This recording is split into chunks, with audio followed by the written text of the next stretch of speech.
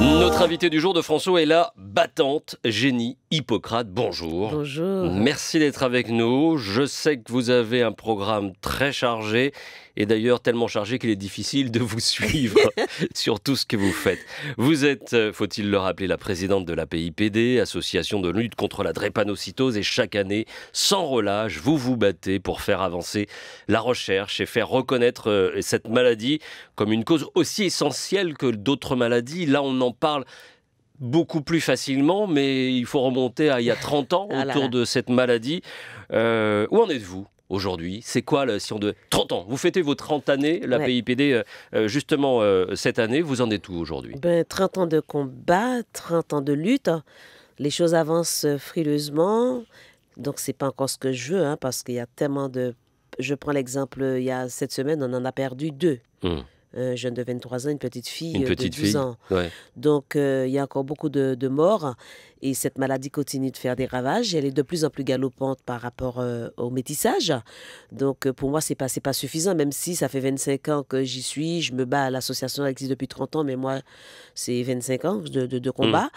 Pour moi, c'est pas suffisant. On ne se fait pas assez entendre. La maladie est toujours racialisée, elle est toujours confinée dans un ciblage ethnique. C'est pas normal. C'est encore ça le problème, parce que la drépanocytose a toujours été considérée comme une maladie, une pathologie dédiée aux Noirs, voire aux métis, et on en est encore là aujourd'hui? On en est encore là par rapport à ce que pensent les autres, mais on n'en est plus là, d'autant plus qu'au mois de mai, on a quand même dépisté 5 bébés blancs qui sont passés entre les mailles du filet, qui sont nés drépano. Et c'est ce que je disais depuis très longtemps. Un jour, il y aura des bébés blancs. Drépano porteurs sains? Non, drépano malade SS. Voilà. Donc, j'espère qu'avec ça, c'est vrai que j'ai jamais souhaité que des enfants blancs naissent malades. Bien sûr. Ce serait pas...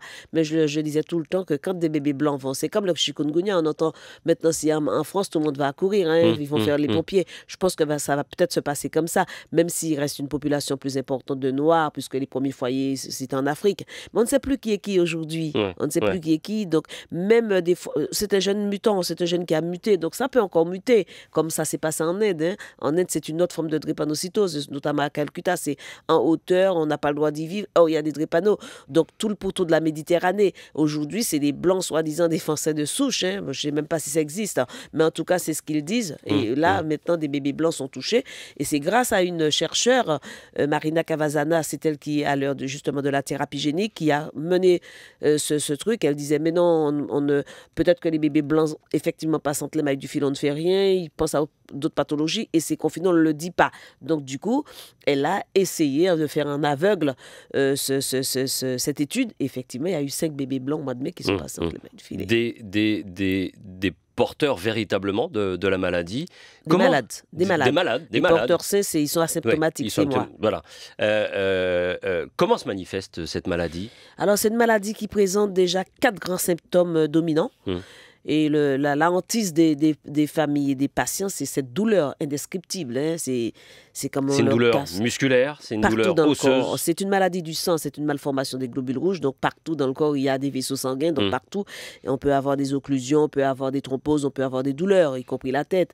Et ça entraîne entre autres d'autres symptômes que je vais dire là tout de suite. Par exemple, les infections. Une personne avec un petit rhume, une personne lambda non drépa, ne va pas mourir d'un petit rhume. Un drépa, oui, parce qu'il n'a pas assez de défense. Il vit avec 5-6 grammes d'hémoglobine, alors qu'une personne lambda vit avec 13-14 grammes. Donc la moitié de 5 millions de globules. Donc l'infection, c'est la première cause de mortalité, surtout à pneumocoque, les méningites, les septicémies. Et puis troisième grand symptôme, c'est l'anémie. Comme j'ai dit, on vit avec, comme me disait mon fils, serais-je la moitié d'une personne.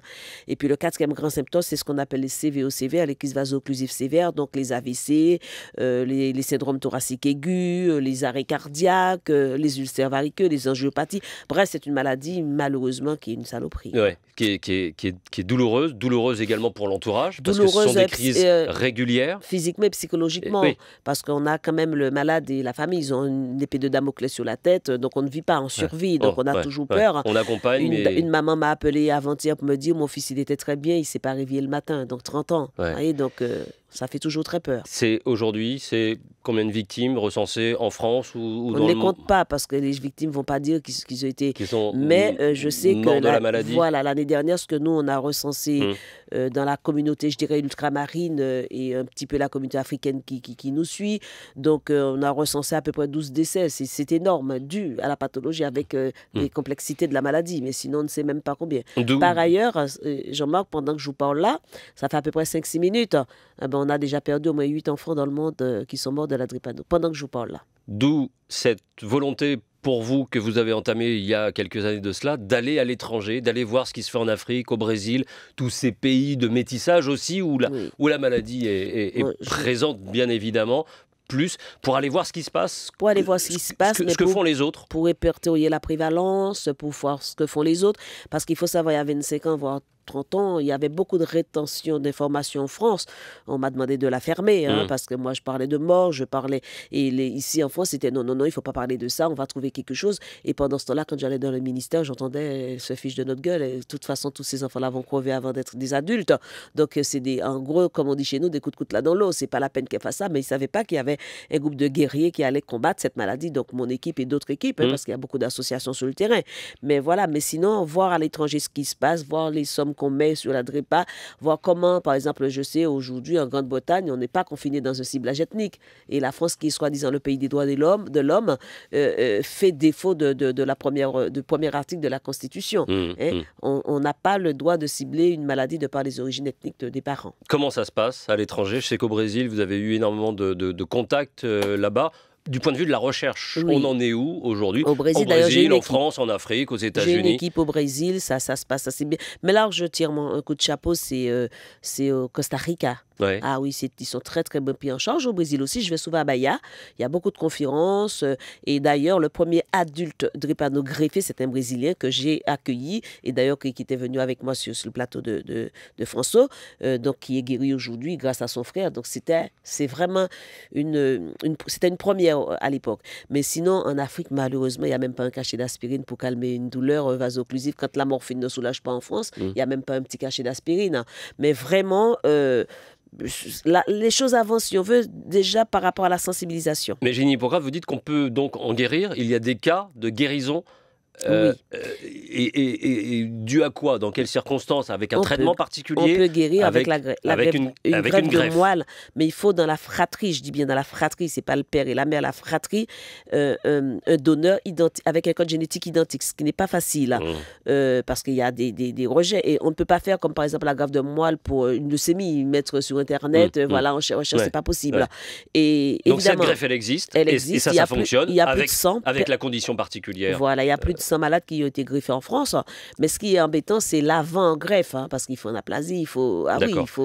Mais sinon, il y a la thérapie génique, quand il n'y a pas la greffe. La thérapie génique, c'est à peu près le même système que la greffe, seulement ça a été fait en labo. Donc, on va prélever, et c'est moins embêtant pour le malade, parce qu'on va prélever un greffon sur le malade qu'on va isoler, qu'on va nettoyer, et on va réinjecter ça au malade, ce qui fait que le malade, il ne fera pas de rejet. Le problème, c'est encore difficile. Il n'y a qu'un enfant, que ça fait 3 ans qu'il est greffé, on attend, parce qu'il faut compter 5 ans.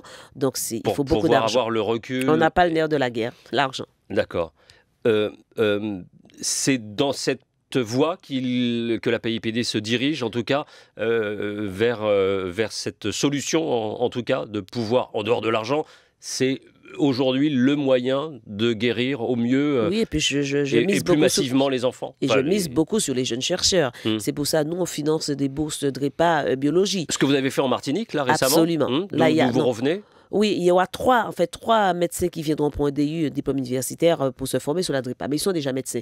Nous, les jeunes chercheurs, ils vont présenter un master de biologie pour la recherche de drépanocytose. Et là, j'y compte beaucoup parce que je pense qu'il y a peut-être une plante ou quelque chose en quelque part qui ferait que, si c'est un jeune qui a muté, peut-être qu'il va avoir quelque chose qui va refaire muter le jeune à l'envers. Le jeune à l'envers. C'est vraiment, je compte sur les jeunes chercheurs, ils ont leur mot à dire, puisque c'est pour ça qu'on finance des bourses, mais on finance la recherche thérapie génique aussi. Alors, vous revenez justement de Martinique. Oui. Vous avez pu collecter et donner aussi en Martinique dans une situation matérielle, technique compliquée, difficile. Très compliquée. Donc on attend des feedbacks de nos partenaires qui doivent donner, y compris la CTM. Et là, on va acheter 2 machines à échange, pas à échange transfusionnel, pour la morphine, parce qu'il n'y en a pas pour les adultes. Vous vous rendez compte, il n'y a pas de machine pour la morphine. Et puis, on va financer ces 3 bourses. Et on a aidé les familles sur place. Quand les gens qui nous ont vus, qui nous ont suivis sur les réseaux sociaux, il fallait bien qu'on ramène des petites enveloppes, parce qu'il y a des familles, des malades qui n'ont même pas de quoi s'acheter un petit beefsteak, alors qu'il faut bien se nourrir. Donc c'est très difficile. La situation, là vous étiez en Martinique et vous connaissez un peu les situations en Outre-mer. C'est compliqué, même s'il y a quand même malgré tout, les dépistages sont faits systématiquement. La machine est en panne. Donc c'était un dépistage qui se faisait en labo privé.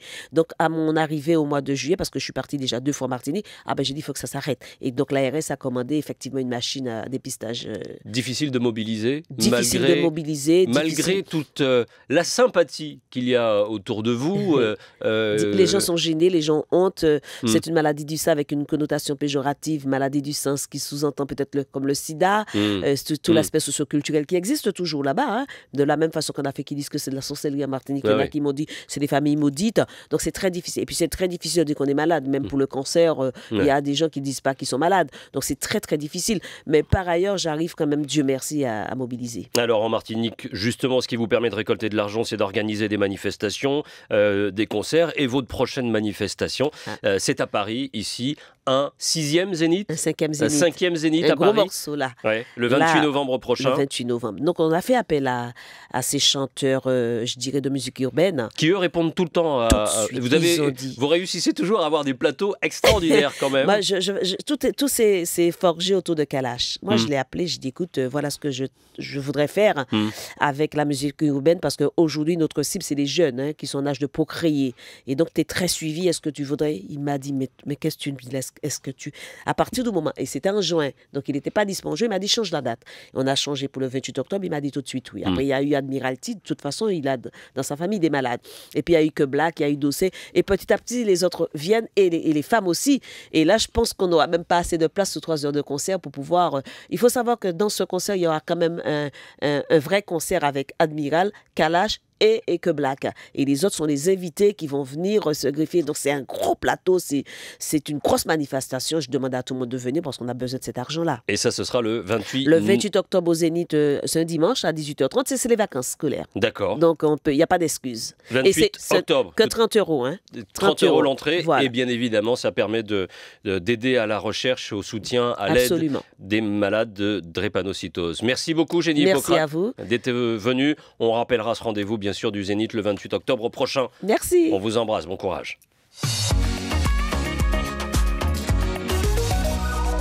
France